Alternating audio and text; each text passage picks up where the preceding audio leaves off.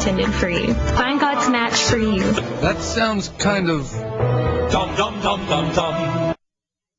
Thank you, Scott. There was another commercial that didn't sound really smart to me as well during the commercial break, which was the commercial for ufologists. But there's a difference there. They weren't claiming to speak on behalf of God. They weren't saying, "Come to our ufologist." That's the study of UFOs, I guess, is ufology. Come to our UFO convention, and we will reveal God's plan for the universe and how He revealed His plan to extraterrestrials on some other planet. If they had said that, I probably would have said, all right, it's another opportunity for dum-dum-dum, but they didn't. And, if I don't have any problem with somebody that's fascinated by that, my guess is there is life on other planets. I don't think there's any way that they visited us because of the very nature of the physics involved, but it is at the very worst, simply harmless. So, big difference between that and claiming to speak for God, claiming that if you participate in a human dating site, that somehow God will work through that site and will find the match for your life, particularly if you're engaged in a religion as errant, as hostile to God as is Christianity. Speaking of God, this is what he etched in stone. His name is Yahowah. He reinforces that in the second of the three statements that he etched in stone. He said, "For indeed I, Yahowah, your God, am a zealous and jealous God." Now, mind you, this is set into the context of him encouraging us not to be religious. He's telling us that if we're religious, bad things happen. And so the African American community, for example, that we talked about in the first hour, which are far more apt to be swayed by the preaching in a African American church, take heed. God is saying, I am zealous, I'm jealous. I'm not going to share you with a religious environment. I'm not going to participate in that. I'm not going to tolerate it. Just as God said in the opening statement that you can't exist with any other gods in my presence. One of the protesters for Trayvon Martin was praying to Jesus as she was talking about getting justice, praying to Jesus. Well, Jesus is a manufactured God. There's no Jesus. Completely made up by those who would like to hold sway and beguile and influence people inappropriately. Yahowah is not the kind of deity, and he happens to be the only genuine deity, who is in any way, shape, or form going to tolerate us being religious. He's zealous, he's protective, he's desirous of exclusivity in the relationship. And if you're not desirous of exclusivity in a relationship, you ought not form a marriage. And that's what the covenant is. You ought not have a family if you're not going to be zealous and jealous on behalf of your family, wanting to protect them. If you're not interested in protecting your family and desiring a relationship with your spouse that is based on exclusivity, you ought not get married, you ought not have children. Yah's standard, his instruction, his example is what we ought to follow. He was jealous, we ought to be jealous when it comes to family. God then, in the same context, tells us, in the context where he said, do not speak on behalf of and do not bow down in a religious setting, he says that he counts and reckons, this is pakad, taking stock of, the perversity and sin of twisting and distorting, this is awon, the depravity of perverting and manipulating, of deviating from the way, of the fathers upon their children, concerning the third and fourth generations. That's the problem with religion. It's the problem with politics. It's the problem that we discussed in the African American community. Generation after generation are being raised in families without both a mother and father. Children disproportionately born out of wedlock. Children disproportionately born into homes where the truth is distorted and twisted, as the Al Sharptons are wont to do, as the Barack Obamas are wont to do, where reality is twisted and distorted, and therefore their perspective is warped. And what that does is, in this case, the fathers corrupt their own children. generation after generation. And God finishes this by saying of those who genuinely hate and are hostile to me. Don't think for a minute that the religion of Christianity is anything other than hostile to God, as is the religion of Islam, as is the religion of socialist secular humanism. Now, there are two verbs here in this statement that are worth our inspection. The first is pakad. It means to count and reckon. Written in the call stem, God isn't kidding. So while he has chosen to turn a blind eye to the victims of religion and to turn a deaf ear to their prayers, if you are religious and you're praying to God, he says, I do not hear you. God even says that the prayers of those who are Torahless are anathema to him. They're an abomination. He does not hear the prayers. All of the billions of prayers that are uttered every day by Christians and by Muslims, God has never heard one of them. Never once. You're flapping your lips. You're bowing down and putting calluses on your knees for absolutely nothing. God has never heard the prayer of anyone who is not Torah observant. And if you're Torah observant, then you are not a Christian. You're not a Muslim. You're not a socialist secular humanist.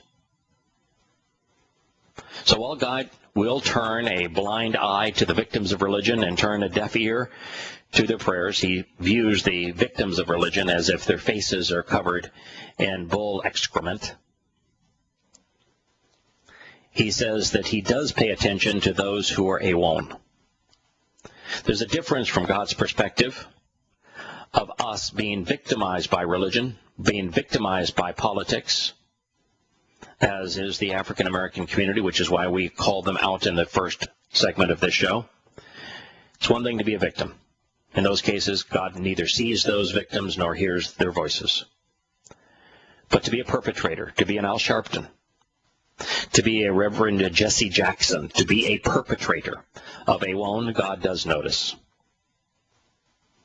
He notices those and he pays attention to those who twist and distort.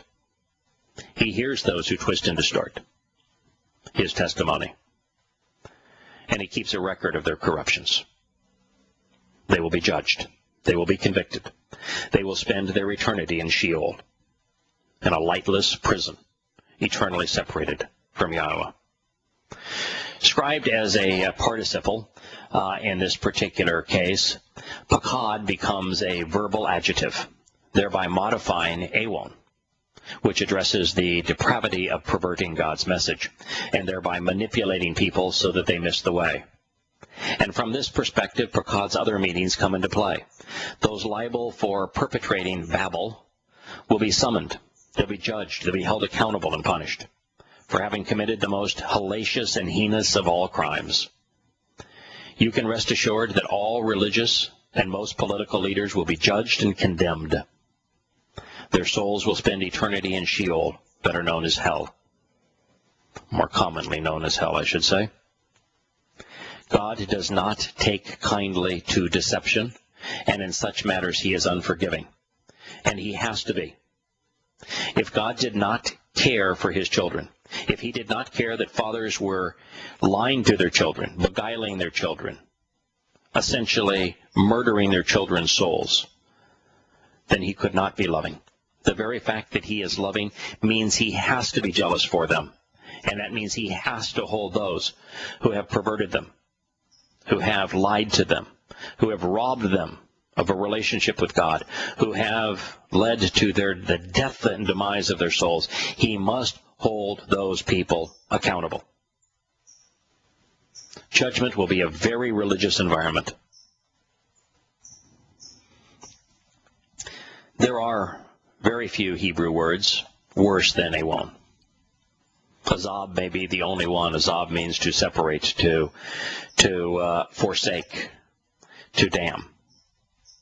Well, you are forsaken, you are damned, you are separated based upon awon. Awon is derived from ana. It denotes distorting, perverting, and warping, and thus presents a very particular type of sin, a sin known as Babel. That's why Yahowah wants us to walk away from Babylon. Affirming this, it's A-W-A-H, which is to bend, to twist, and to distort, helps shade the meaning of Awon. Therefore, Awon depicts corruption, perversion, distortion, and manipulation of the very things these very things that religious institutions have done. Christianity is based upon a corruption, a counterfeit of Yahowah's testimony. It isn't cut out of whole cloth. No, it's a twisting and perversion of God's testimony. Same thing is true with Islam. It wasn't created to be independent, to be unique, to be wholly inventive, just like Christianity. It's nothing more than a perverse twisting and corrupting of Yahowah's Torah teaching. And just as a counterfeit bill is made to appear genuine, it's worthless. Even if 99% of the strokes on a counterfeit bill are consistent with the actual bill, it's still worthless. And in the case of Islam and Christianity, their corruptions of Yahowah's Torah teaching are more in the range of 99%, with about 1% being valid. It's worthless. Completely and utterly worthless. And as I say, even if 99% was the same, it's still a counterfeit. It would be worthless. In fact, it's illegal. Speaking of truth, there is a sobering aspect of this statement which is not found in the mindset of 1 in a million people. Religious parents kill their own children, infecting them with a disease which destroys their souls and literally murders their sons and daughters. Raised to be religious, children become religious. A child of a Muslim becomes a Muslim, just as the child of a Christian is most often Christian. Awon fosters a never-ending cycle of death and destruction. It is why Abraham was asked to leave Babel. It is why God is pleading with us to leave it as well. Awon is the single most hostile thing a person can do to God and to another individual, to twist, to pervert, to corrupt the truth, so that people find themselves incapable of exercising good judgment and of engaging in a relationship with Yahowah. We'll return to Shattering Myths after the commercial break.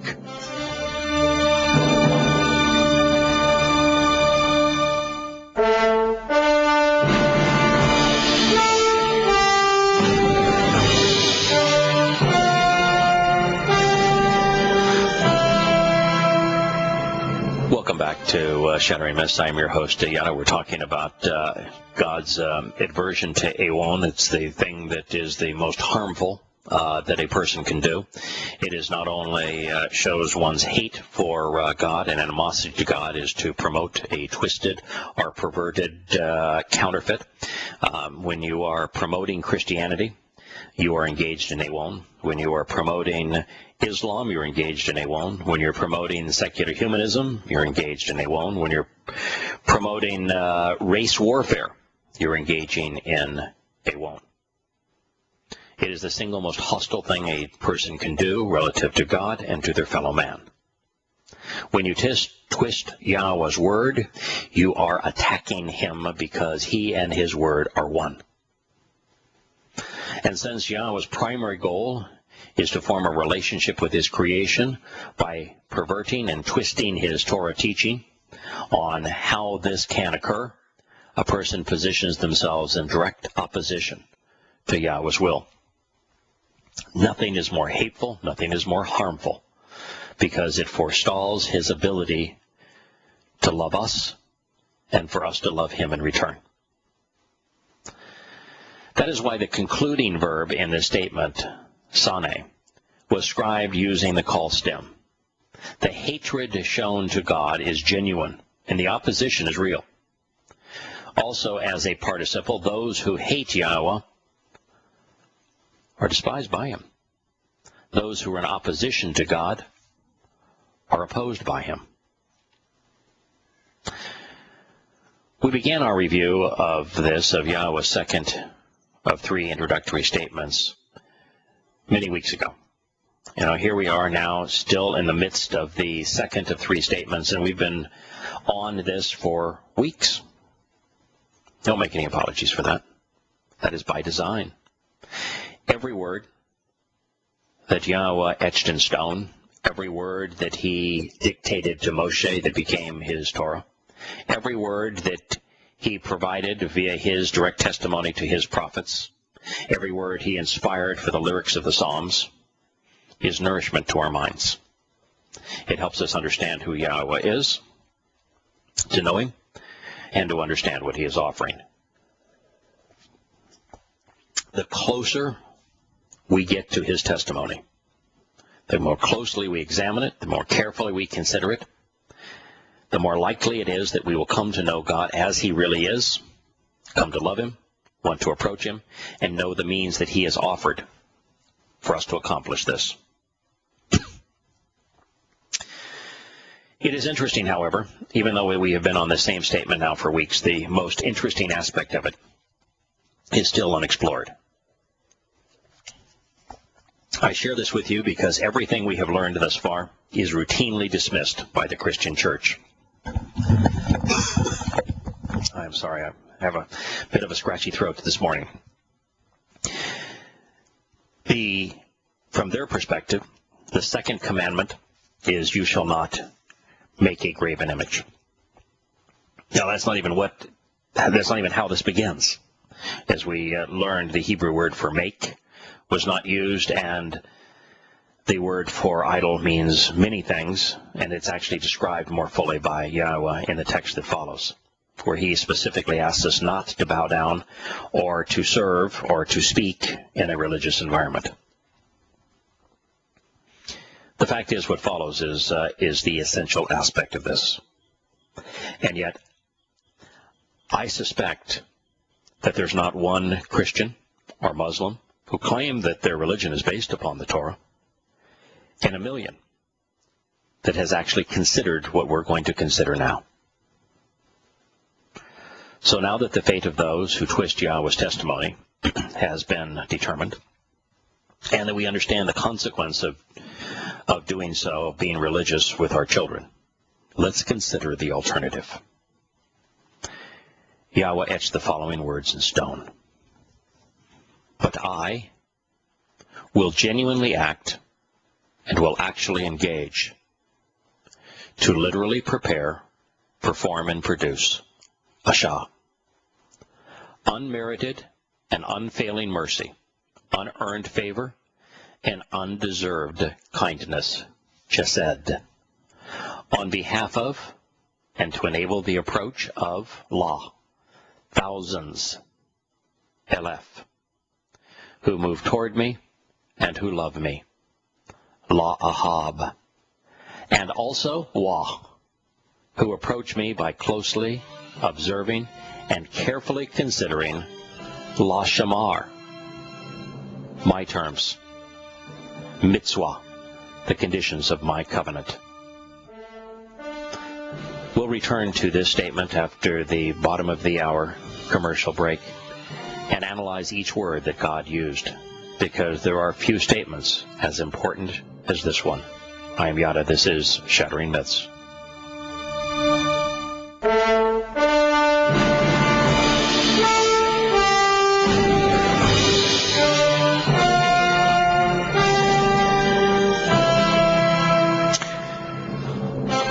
So in one of the most important but least known statements ever uttered is the one that Yahowah wrote at the conclusion of what is the second of three sweeping statements on his first of two tablets. It's amazing that God can reveal something to this, say it's so important I'm etching it in stone, to scribe his name to it, to include it not only in the recap of the literal timely presentation, the historic account of it in the book of Exodus, which is really Shemoth names, and then repeat it and expand upon it in the book known as Devarim, which has been corrupted to Deuteronomy. It means words, statements. That God himself can write something in stone, and yet billions of people the world over claim that they're praying to this God, claim that their religion is representing this God, that their religion came from this God, and yet they won't even bother to read or consider what he etched in stone. Pure hypocrisy, of course. It's insanity. It's irrational. It's ignorant.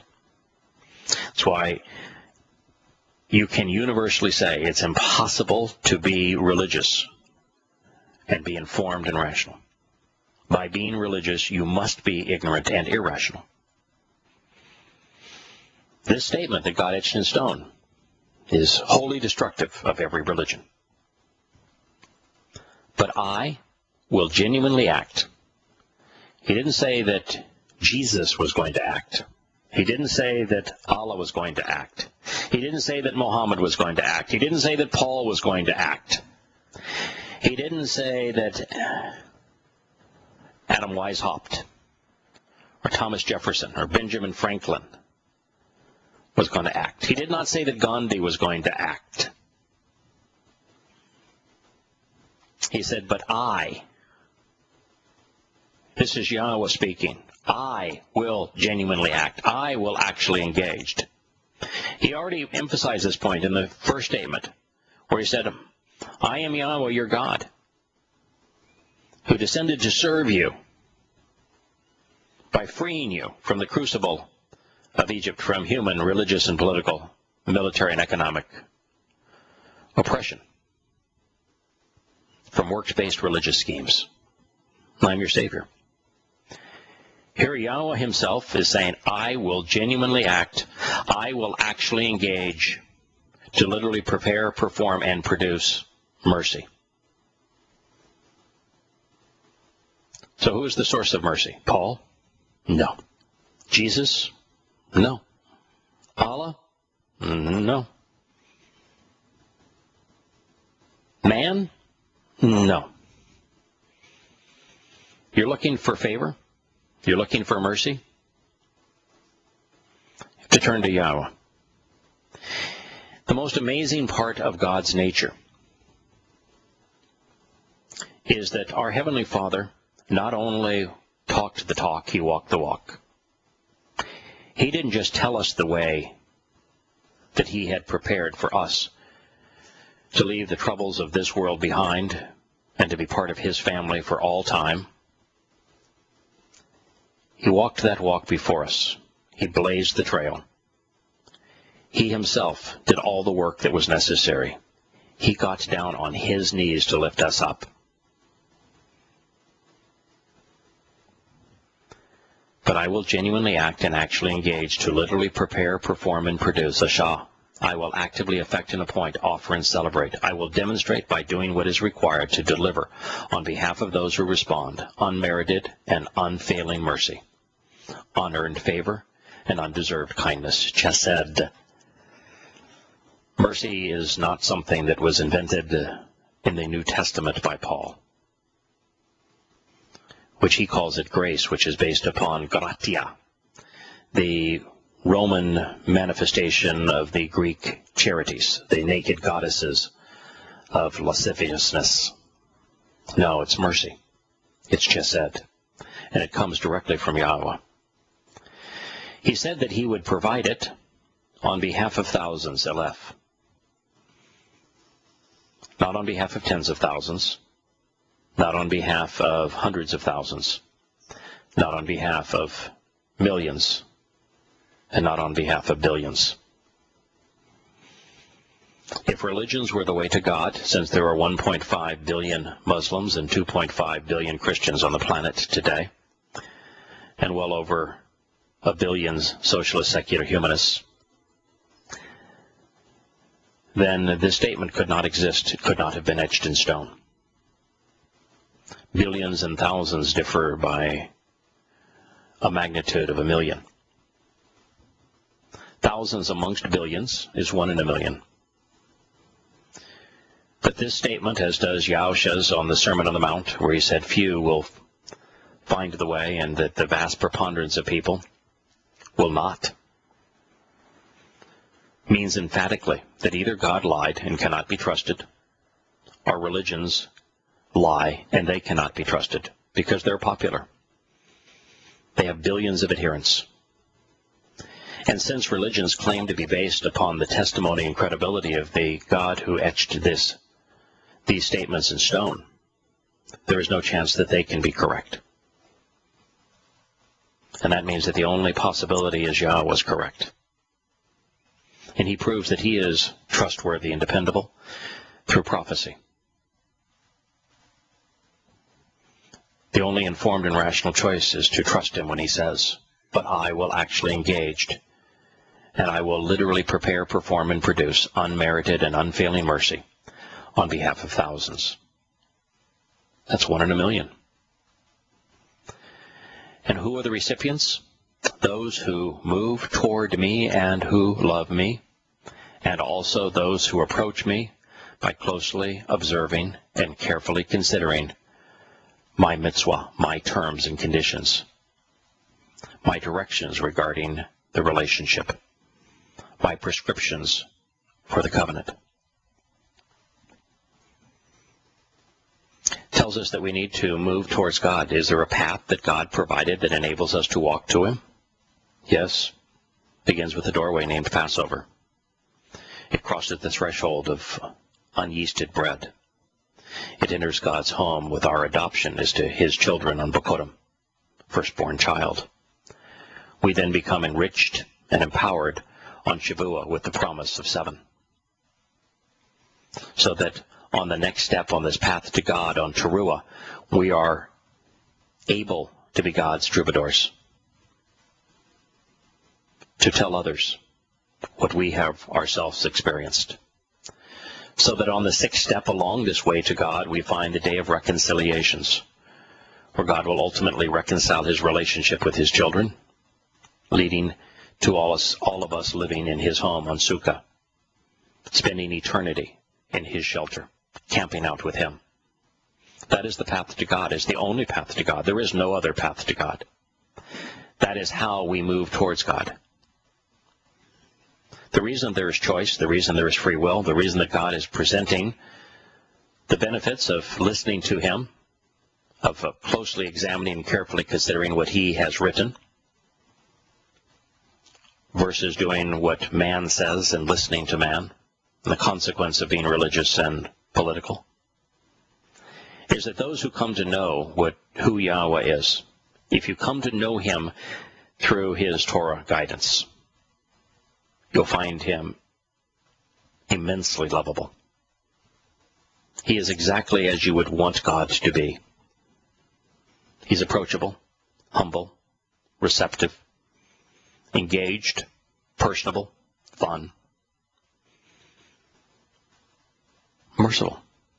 He's the perfect dad, the ideal parent. You'll fall in love with him.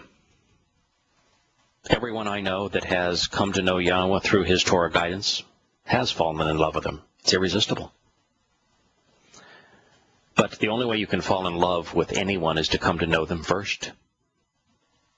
And so there's no way to fall in love with a God that you do not know. There's no way to have a genuine relationship with Yahweh when you don't even know his name, when you have been fed corruptions and counterfeits and perverse twistings of his testimony.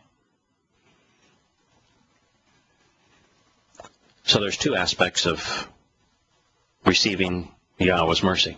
One is that you move toward him, which is that path that we have just described, and you come to know him through the Torah, which provides that guidance, so that you love him. And second, 2 things here. Approach him by closely observing and carefully considering his mitzvah, the terms and conditions of his covenant. Where do you find the terms and conditions of his covenant? Only one place. Happens to be the same place that you come to know him so that you can be in a position to love him. It happens to be the same place that you find the path that leads to him, the Moed Mikre, the 7 invitations to be called out and to meet with God. There's only one place that the Moed Mikre are presented, the Torah. There's only one place that God introduces himself so that we can come to know him and love him, the Torah. There's only one place that Yahweh presents the terms and conditions of his covenant, the Torah. If you're a Christian or a Muslim or a socialist, secular humanist and reject the Torah, then you cannot know God. You can't love God. You can't be in a relationship with God. You can't approach God. You cannot receive His mercy. You cannot participate in the covenant. That is really the problem of Christianity, and particularly of Paul's letters, where he establishes his New Testament to replace God's testimony, which is found in the Torah, where he attacks the Torah, demeans the Torah, demeans the author of the Torah, is that anyone who believes Paul, who reads his letters and trusts him, is automatically estranged from God. They are the victims of Awon, of corruption and perversion. God says if you want to be amongst the thousands, which is 1 in a million, who have the opportunity to move toward Him and who come to love Him, then you need to observe and carefully consider shamar, His mitzvah. Shamar. It means to examine, to focus upon, to open your eyes, to carefully consider, to contemplate, to thoughtfully evaluate, to use good judgment so that you can transition from knowing to understanding and then ultimately to responding to the terms and conditions of the covenant, of which there are 5. We will return to the final segment of Shattering Myths for today on this powerful passage after the commercial break.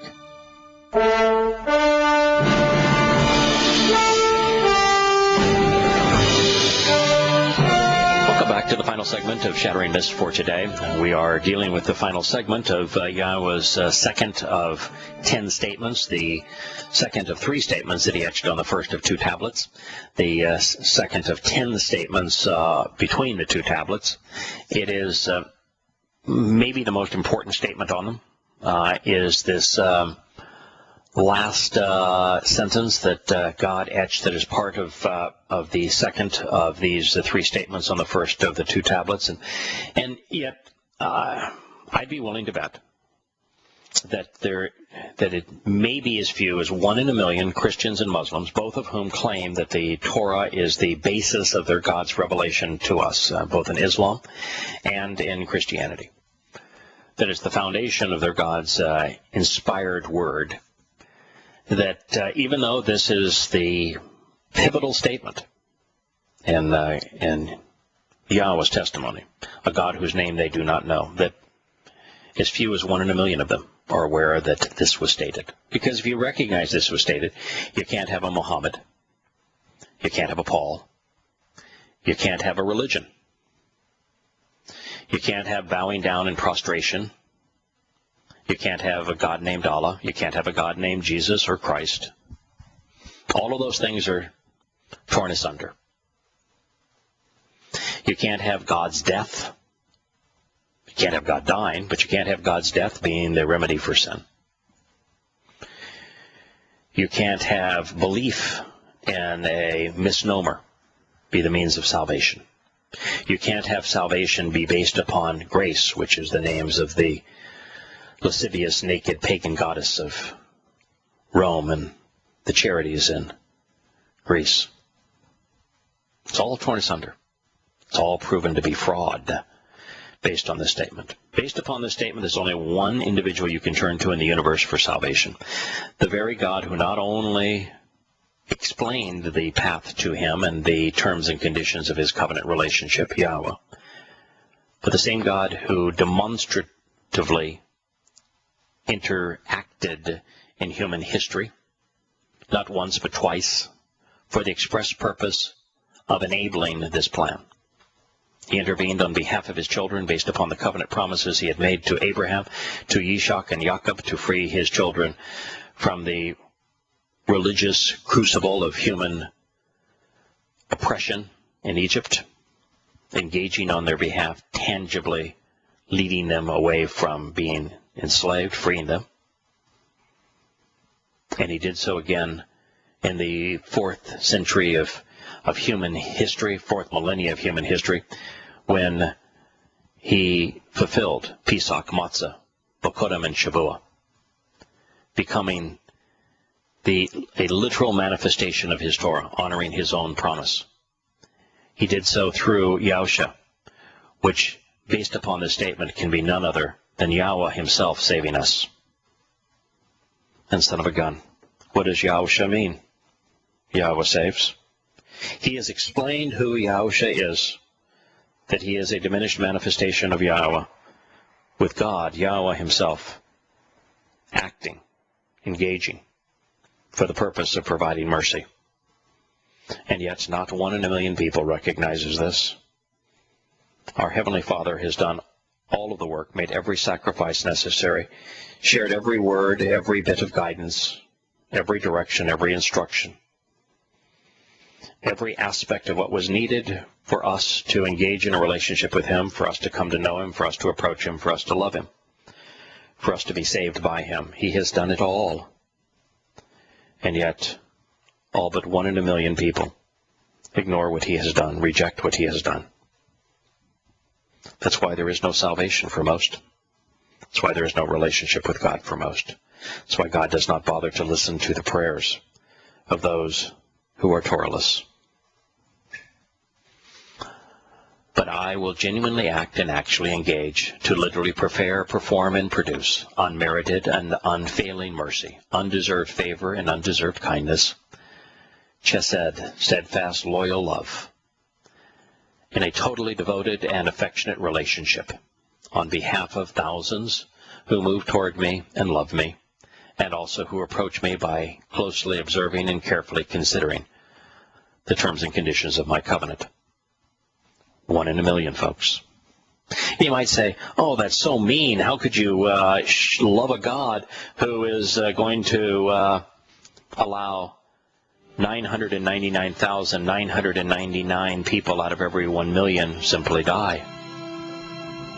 God's not into the numbers. He has given every one of those million people the opportunity to know him, to follow him, to approach him, to love him, and to learn from and respond to the terms and conditions of his covenant.